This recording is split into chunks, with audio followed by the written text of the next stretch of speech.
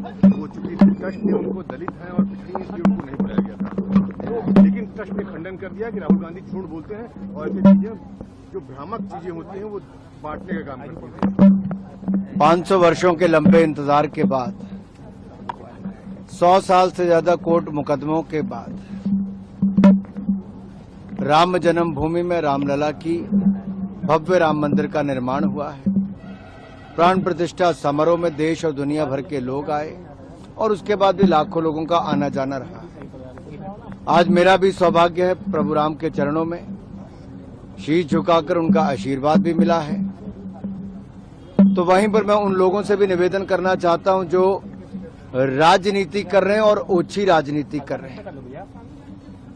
जब से श्रीमती द्रौपदी मुर्मू जी देश की राष्ट्रपति बनी, तब से विपक्ष के लोगों को अच्छा नहीं लगा, क्योंकि पहले मोदी जी ने एक अनुसूचित जाति समुदाय से आने वाले, गरीब परिवार से आने वाले रामनाथ कोविंद जी को देश का राष्ट्रपति बनाया।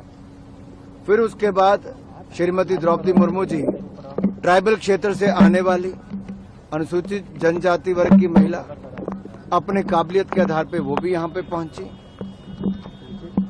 लेकिन लगातार इसको लेकर विपक्ष कोई ना कोई राजनीति करता रहा, कभी अपशब्द कहे तो कभी कुछ।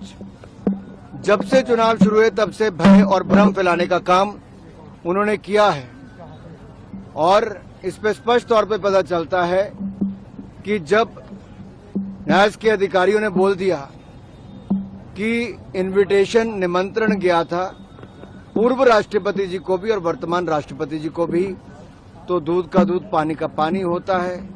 विपक्ष का चेहरा बेनकाब होता है। श्रीमान राहुल गांधी जी का झूठ एक बार फिर देश के सामने आता है। क्या वो अब भी राजनीति करने से बाज नहीं आएंगे? पहले ये लोग कहते थे रामलला हम आएंगे, मंदिर वहीं बनाएंगे, बीजेपी वाले कहते, लेकिन तारीख नहीं बताएंगे। जब मंदिर बन गया, निमंत्रण की तारीख दे दी, निमंत्रण दे दिया, तो उसके बावजूद नहीं आए। जितनी मर्जी चद्दर चढ़ा लें, आना प्रभु राम जी के चरणों में ही पड़ेगा।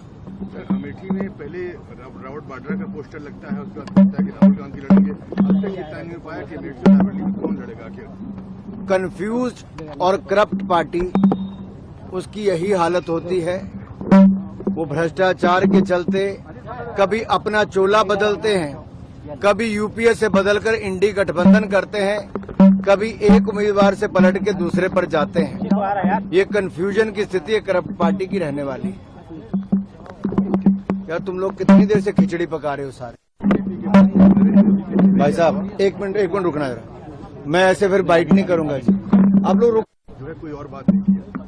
देखिए, भारतीय जनता पार्टी और एनडीए के पास दुनिया के सर्वाधिक लोकप्रिय नेता श्री नरेंद्र मोदी जी का काम बोलता है, मोदी जी की ईमानदार सरकार का काम बोलता है। दूसरी ओर विपक्ष है, जहां पर एक अनार 100 बीमार, जो ये सोचते हैं आज एक साल एक प्रधानमंत्री, दूसरे साल दूसरा प्रधानमंत्री, तीसरे साल चौथा प्रधानमंत्री होगा, लेकिन इनकी तमन्ना ही रह जाएगी और एक अनार 100 बीमार वाली ये स्थिति विपक्ष की बनी रहेगी। जो इनके पास ना नेता है, ना नीति है और नीयत में खोट पहले से ही नजर आता है। एक और है सवाल, पूर्व प्रधानमंत्री एच डी देवेगौड़ा के उनके पोते का बड़ा चर्चित मामला भी निकल के आया है और चर्चा ये हो रही है कि बीजेपी ने चिट्ठी दो दी लेकिन कार्रवाई नहीं की और कांग्रेस कह रही है कि भाई वो तो कार्रवाई उनको करनी चाहिए थी, और ये कह रहे हैं बीजेपी कह रही है कि भाई हमने तो चिट्ठी दी थी, आपको कार्रवाई करनी चाहिए थी। देखिए, कल भी मैं एक तो देश के सामने इस बात को स्पष्ट करूं कि कानून व्यवस्था राज्य की सरकार का विषय है और अगर इतने समय से प्रदेश में इस विषय की जानकारी थी तो प्रदेश की कांग्रेस की सरकार हाथ पे हाथ धर के क्यों बैठी थी? क्या मजबूरियां थी कि कांग्रेस ने कदम नहीं उठाए? कांग्रेस की सरकार एक बार फिर निकम्मी और निठल्ली नजर क्यों आई?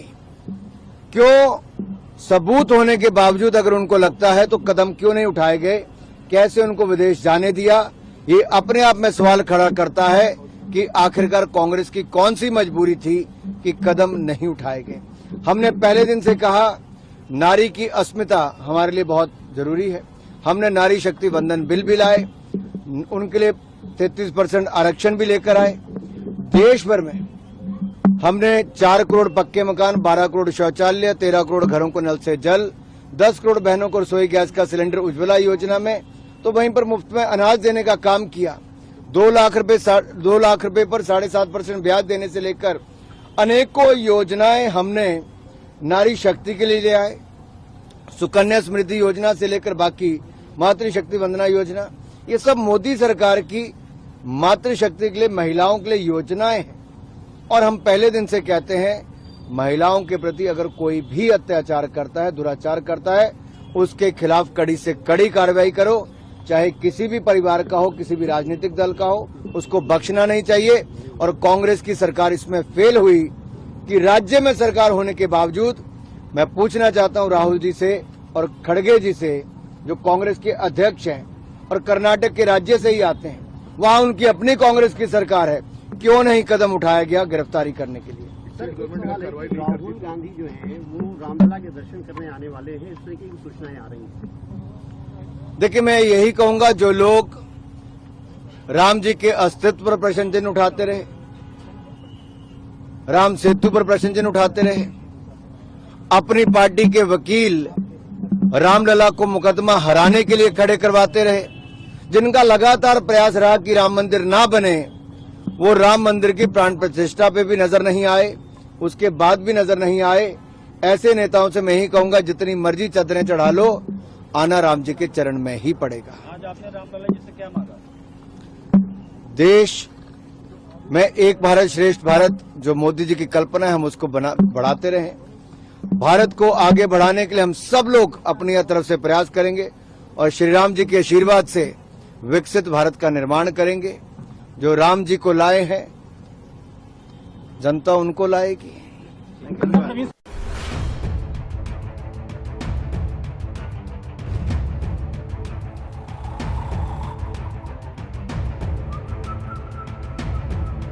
हर बड़ी खबर का असली एड्रेस है खबरनामा, इसलिए हर न्यूज अपडेट के लिए सब्सक्राइब करें और फॉलो करें खबरनामा।